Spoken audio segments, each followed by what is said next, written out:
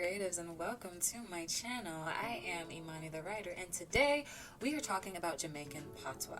How to bring Jamaican Patois into your story, how to write it in the dialogue of your novel. Now, I have been wanting to film this video for some time now, and I was inspired to finally get off my butt and do it when a wonderful teen writer, a young teen writer, sent me a beautifully professionally crafted email asking for my advice. I am going to email them this video once I'm done with it. I am so impressed with you. Oh my gosh. It makes me hopeful for the future of storytellers and writers.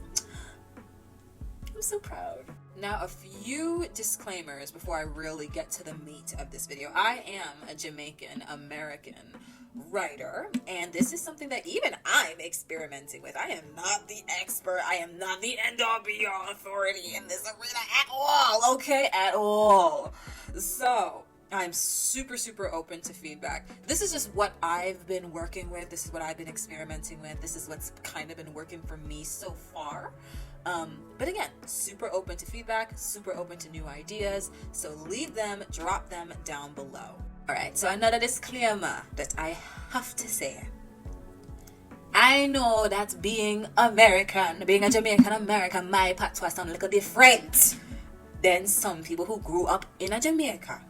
Do not come for me, okay? Do not come for me. Just because it's different doesn't mean it's not valid, okay? It's kind of like Spanglish, right? When you grew up learning one language at home and then a different one, another one in school, sometimes it kind of mushes together in your brain. Why am I even using such aggressive? It blends. It weaves together. That's the language we need to. It blends and weaves together into something new and beautiful and ooh, yes, we need more luxurious language. So my patois sound a little different, but I love it anyhow, and I don't care who have a problem with it. Let's jump into the video. Hey guys, I just wanted to give a short disclaimer. I am a writing coach and a sensitivity reader, and I help writers and creatives bring more cultural diversity to their writing. I do this by combining my knowledge of analyzing stories from my English literature degree, my passions for stories and storytelling, and my own personal experiences and opinions as a person, reader, and writer of color. But no one is an expert or the ultimate end-all be-all authority in this arena. These are just my thoughts and my perspective. I'm super open to feedback, and I'm excited to hear your thoughts in the comments below. So my initial advice before really doing anything else is to start exploring Jamaican Patois on your own, independently. Like I said, I'm a young Jamaican American writer, and I'm still exploring different ways that I can weave Patois into my own dialogue and in my own storytelling. After all, I grew up hearing Patois, but never reading and writing in Patois. Patois, as I've experienced it, has always just been a spoken language. And I think that any English speaker can learn to understand it better the more that they hear it. Websites can be really useful when it comes to learning specific slang or vocabulary. So feel free to kind of use them for small words and small phrases. But when it comes to writing long phrases, like entire lines of dialogue, those sites may not be as useful. So a good preliminary step would be to familiarize yourself with the language as much as possible. Hear it as much as possible. Listen as much as possible. Here are a few ways that you can develop a good listening ear for Jamaican Patois. You can start with some reggae music from Jamaica. You can watch Jamaican news. You can watch Jamaican TV shows. This will not only help you become more familiar with hearing the language, but you'll also learn a little something about the culture, which is always a plus. The next piece of advice that I have is to look up Louise Bennett. Miss Lou was a great Jamaican poet, folklorist, writer, and educator who wrote a lot of poems in Jamaican Patois. I remember first learning about her in college and just being absolutely stunned and amazed, which by the way is ridiculous. Imagine me with all my Jamaican relative them, a whole army of them, and me have to learn about Miss Lou from a white woman. What foolishness. This Just shameful. Shameful. But nevertheless, I was amazed. I was here for it. Oh my gosh. It was the very first time I've ever seen like a piece of literature, like a legitimate piece of literature actually written all in Patois before. It was it took me a minute. It was a little strange at first. Let me show you what I saw for the first time. This is what I saw that day in college. When the teacher hand out the paper with this on the page, me want to cry so much blood. I was literally the only Jamaican student in class, so imagine my shame when we see this and be like, oh, what on earth am I looking at? I did not know what I was looking at. But again, Patois is a spoken language, so upon saying the words out loud, I not only understood, but thoroughly enjoyed her poems. Like, let me give y'all an example. I'm gonna read a quick snippet. Dry foot boy by Miss Lou. What wrong with married dry foot boy? Them gal give him for mock. And when we meet him Tara night, the boy give me a shock. Self-same lady. Have a nephew come back from London. And she say, what wrong with married dry foot boy? Them gal got him for mock. And since I meet him the other night, the boy give me a check. Me tell him that him aunt and him cousin them said howdy. Me ask him I'm getting on him say, oh Jolla. Me start to see, feel so sorry for the poor bad lucky soul. Me thinking go foreign land go catch bad foreign cold. Me say him had a bad sore throat. But when him chat go on, me find out that his foreign twang the boy was a put on. But me notice that him answer to nearly all me say was actual hot. Oh yeah. All them sitting there. Me get a joke, the girl them laugh. But hear the boy. Ho ho. I'm sure you got the bowl to dash out of the cinema.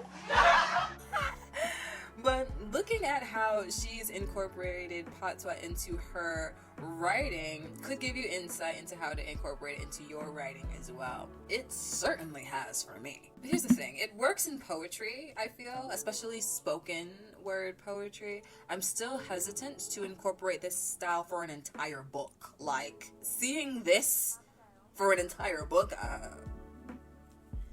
that would overwhelm me. That would overwhelm me so much. One of the characters that I'm working on in my own story is also Jamaican American like me. Her name's Maya. I want her dialogue to be in Patois as well, but I don't want to have to translate what she's saying to readers who are not Jamaican. I don't want to have to do that. I want everyone to be able to see that it's Patois, to read it and just be able to grasp very quickly what it is that she's saying, so we don't have to take breaks to like subtitles translate. I ain't doing all that. I want it to be like a good reading experience and a fun reading experience. Like, that feels jarring. That feels like to interrupt the entire dialogue. Nah, that's not what I want. Seeing these poems helped me a lot when it comes to coming up with a strategy to balance writing in English, essentially, with snippets of Patois to ensure easy reading comprehension and still make it clear that this character is a proud Jamaican. And I'm going to kind of walk you through how I go about that process personally for my story. First off, I have to decide what I want the character to say. Let me give an example, like, where did you go last night? Then I tap into the Jamaican part of my brain and just say the phrase the way I would say it in Patois. So the phrase is, where did you go last night? And I say it in Patois. I say, away you gone last night. Then I write or type what I said, not the words, the sounds that came out of my mouth. Away ya gone last night. So this is the part where I have a few choices to make. My biggest priority is overall sentence structure and the way the phrase sounds when said out loud. I am willing to make certain sacrifices for spelling for the sake of reading comprehension. So let's kind of look at what that looks like in real time as I go about the translation process. So I'm going to break down each word and decide what I want to do with each individual word. So we have where you gone last night, starting with I think I'm going to keep that as is. to keep the overall sentence structure. Where I'm willing to play around with that some more. I can literally spell out the word where. I can also just add an H so that it's spelled WHEY. Maybe take out the Y though, because I don't want any like confusion with like whey protein.